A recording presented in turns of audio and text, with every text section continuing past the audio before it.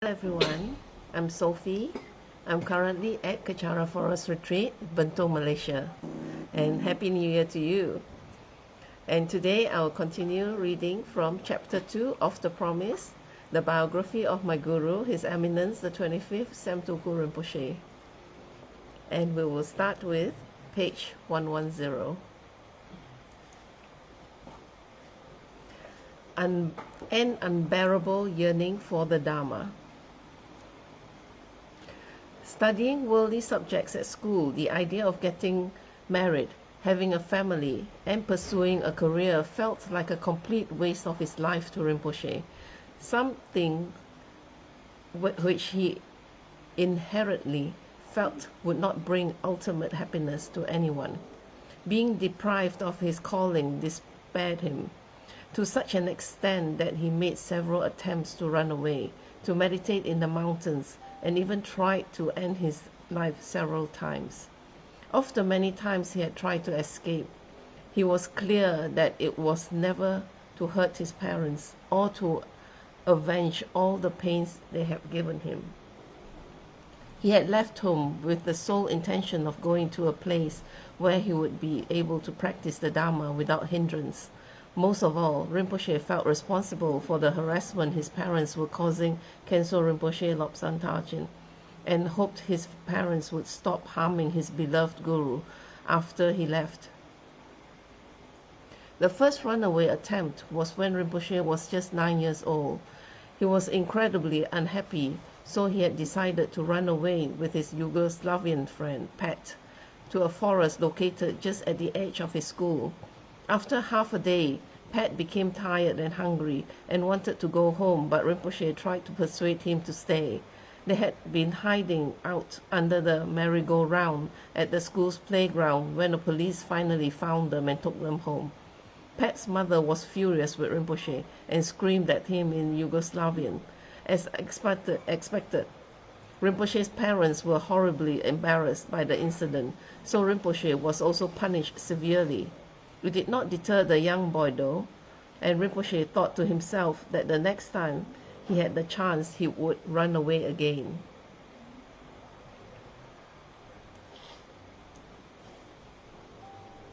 You see the caption of the picture? Deprived of his sole desire, Rinpoche attempted to run away from home many times, starting from the age of 9.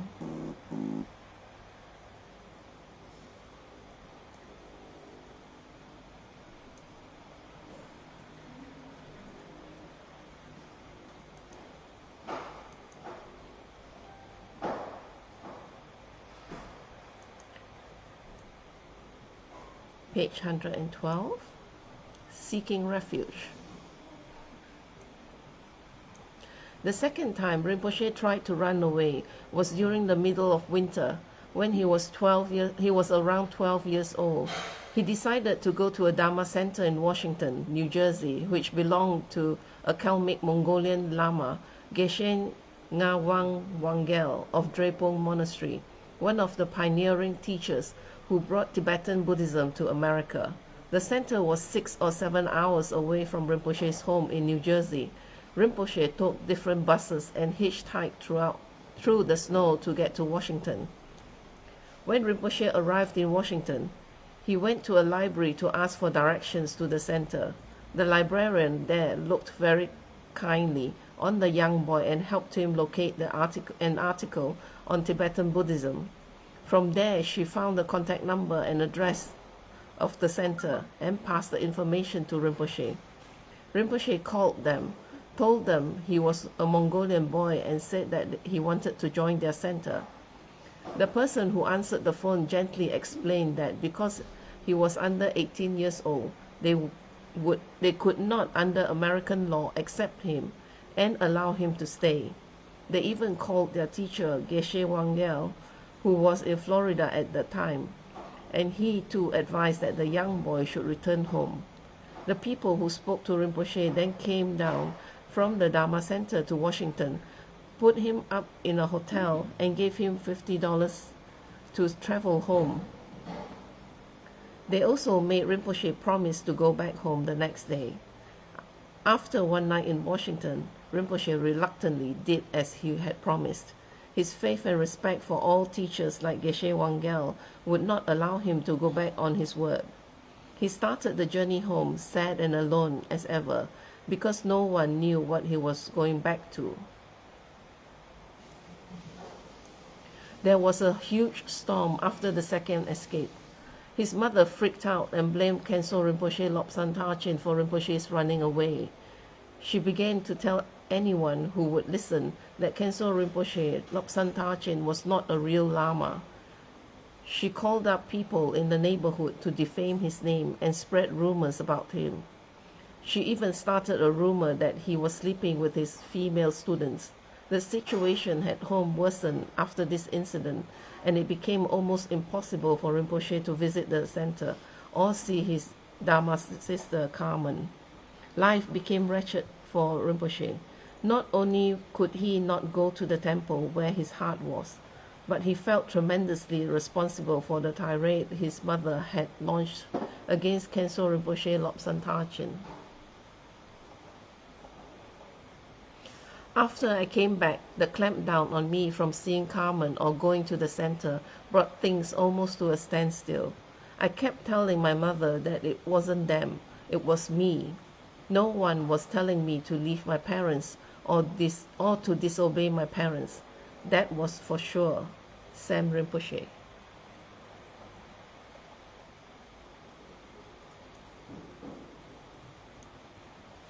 Page 113. Caption of the picture.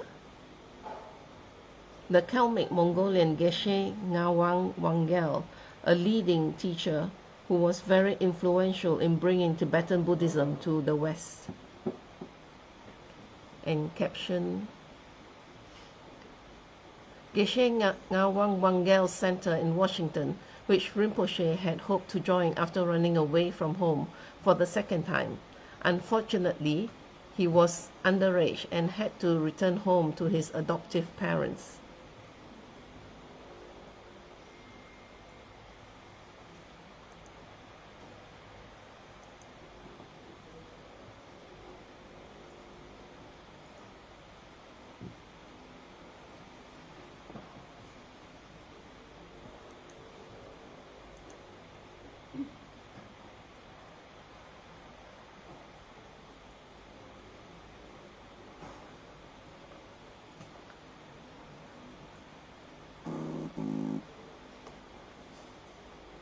Page 114.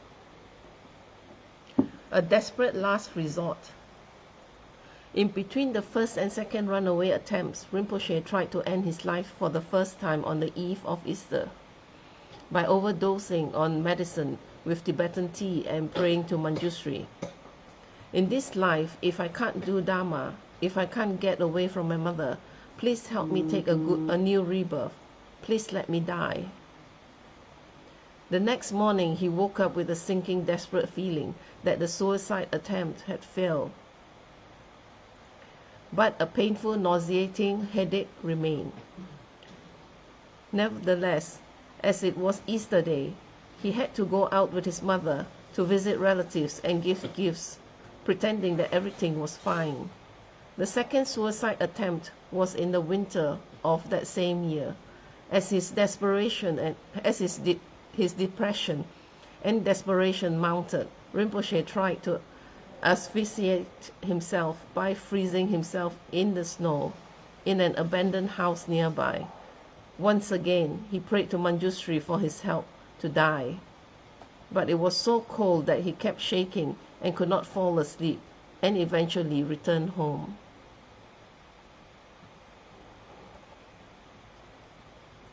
In between these many attempts, Rinpoche had also read in a book that if one were to recite the Buddha of longevity, Amitabha's mantra backwards, one could shorten one's life and eventually end it. He approached his Dharma friend, Michael, one of Khenso Rinpoche's Lobsang Tarchin's senior students, requesting that he teach it to him. Michael asked him why, and when he heard the reasons from Rinpoche, he advised his young friend, "That's not the way to do it. You have to be patient. You can't fight back. You can't do these things. Rinpoche replied, I'm not trying to get back at her. I'm trying to get a new life so I can practice. Thankfully, Michael still refused to teach him the mantra. The struggles and intense obstacles at home were never a deterrent to Rinpoche's pursuit of Dharma. Even as the shouting became more frequent and the beatings more violent, Rinpoche continued to feel strongly that he had to be practicing the Dharma. The thought of suicide was constantly at the back of his mind, his only motivation being that he wished to leave this life where he could not practice and take rebirth into another situation where he could.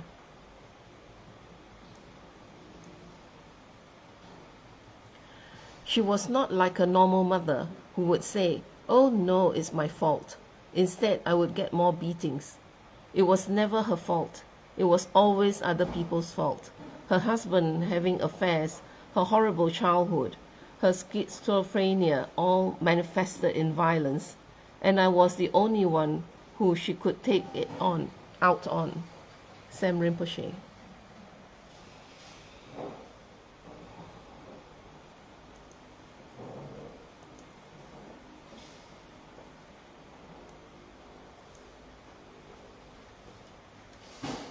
Page 115, the caption of the picture,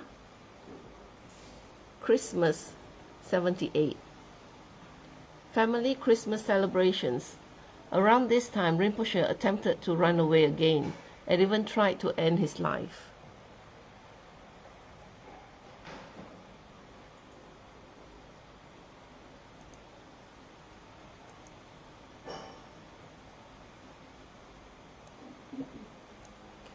Caption of the picture on top.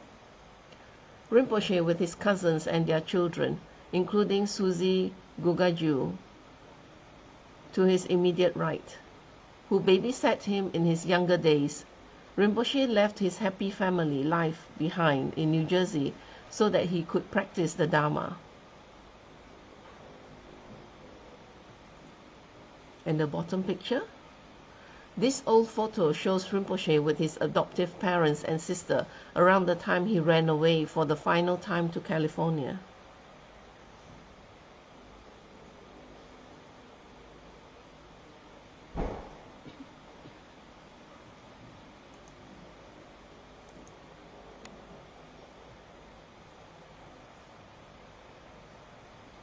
There's a picture of Aunt Matza.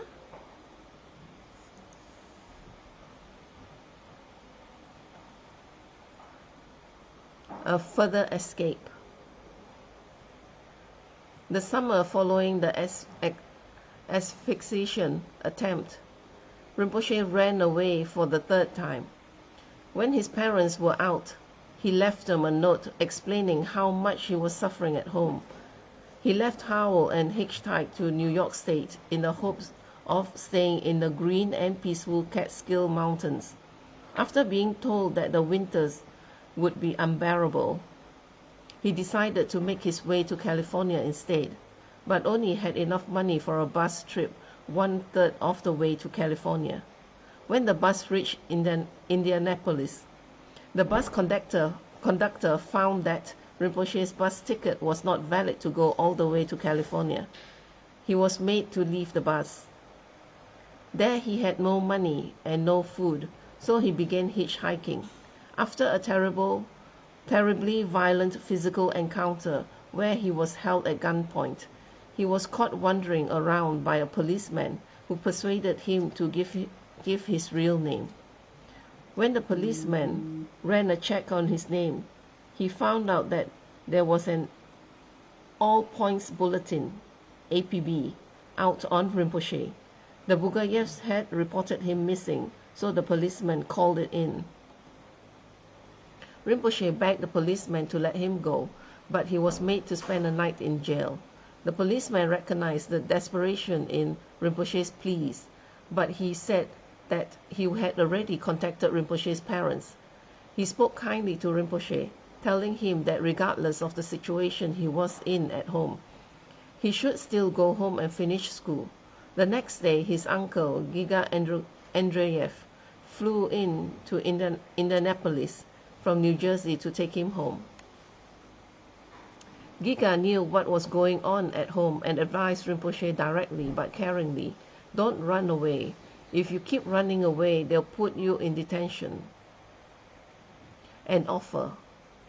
When they reached Howell, Giga's wife, Aunt Matza, offered to let Rinpoche stay with them. She told him in simple, kind words, "Bircha, don't run away, you can stay with me." Although Rinpoche was still so young and desperately wanted to get away, he knew that if he went to stay with his aunt, his mother would make her life unbearable. Aunt Matza was well aware of the trouble she would be inviting for her own family in upsetting the Bugayevs this way. She was willing to risk it all for the sake of her nephew's safety. "My mother would break your windows and report you," he reminded her. "I know she will do that, but I'm willing to go through it with you for you," she replied. Out of compassion and with a sinking heart, he declined his aunt's offer and went home. However, Rinpoche never forgot her kindness. She was the only person who offered to take him out of the hell he was in. The moment his uncle left him at his house and went home, the beatings, screaming, and abuse began again.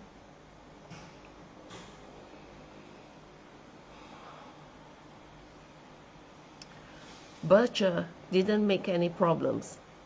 He just wanted to go to the temple. Uncle Dosha.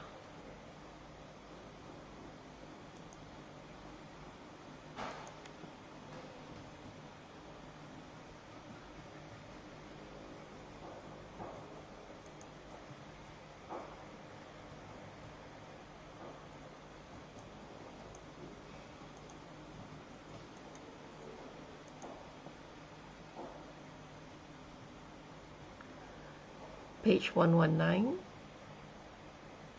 The final departure. After Khenso Rinpoche Lobsang Tarjin conferred the Vajrayogini initiation, all new initiates, including Rinpoche, received 2 weeks of commentary. Towards the end of this period, in August 1982, Dana flew out to Colorado to spend time with her daughter, Litzma, who was staying there with her own family. She had told Boris that if Rinpoche did not stop his Dharma practice, she would not come back. In truth, the real reason she left was because she had caught Boris having an affair again, but did not want to confront him about it. Though Dana was the one who experienced frequent outbursts and was regarded as unstable and temperamental, it was actually Boris who had a very strong hand in driving Dana insane. His constant verbal abuse towards her, the insults, the degradation he hurled at her, and worst of all, his incessant affairs with other women in the community had been incredibly painful for Dana. Though she never spoke about it and kept her anguish locked deep in her heart, her pain was evident, manifesting through her outbursts that would be blindly misdirected at Rinpoche. Later, after Boris had passed away, relatives found in his garage many indecent Polaroid pictures of various women he had had affairs with. Only then did people begin to realize how much Dana had suffered. The day the 2-week commentary was Vajrayogini's practice ended. On Vajrayogini's practice ended, Rinpoche came home to find that his mother had left for Colorado. Rinpoche had to look after Boris and the house while she was gone. But it was in her absence that things finally changed forever for Rinpoche. Rinpoche was alone at home with Boris one day, when out of the blue Boris suddenly said, "Michael is a Jew." He repeated that again and again, as if to drive home a point to deliberately provoke his son. Finally, Rinpoche said, "So what? He's my friend. Anyway, he's Buddhist now." Boris continued, You can't be friends with Jews. They are dirty. Rinpoche replied, he's my friend. For a first time, Boris pointed to the door and said, you get out of my house. Rinpoche asked, feeling both joyous and disbelieving, really? Are you sure? Fine, I'll leave. He went upstairs to pack his things. By then, Rinpoche was quite used to packing to leave and knew exactly what he wanted to take. He had 1 bag of Dharma books and 1 bag of clothes. He had only 3 t-shirts with designs of the Beatles, Jimi Hendrix, and the Doors. When Rinpoche was about to leave, Boris changed his mind. He came upstairs and stood by Rinpoche's bedroom door and said, I've changed my mind, you can't leave. Rinpoche became angry and for the first time shouted back in retaliation, you don't treat Mum very well. I know you have other women, and that hurts Mum. This is all your fault. I'm leaving and don't put it out in APB on me. Boris was shocked. Rinpoche had never talked back, never ever talked back. Rinpoche wanted Boris to know that he knew what was happening, the final truth before he left that fear-ridden, cruel, hurtful household. He brushed past his father on the landing, accidentally knocking him down in the process.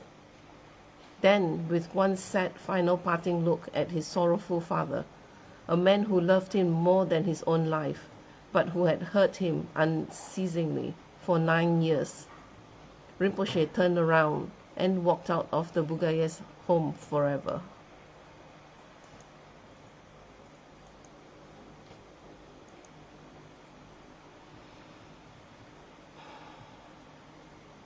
The caption of the picture on page 120. The exact spot on Highway 9, just a stone's throw from his house, where Rinpoche hitchhiked in his final successful escape.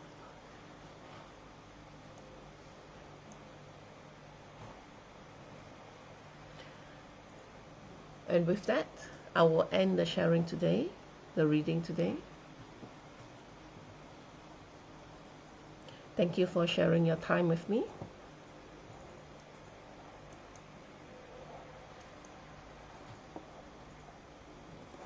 And I'll see if there's any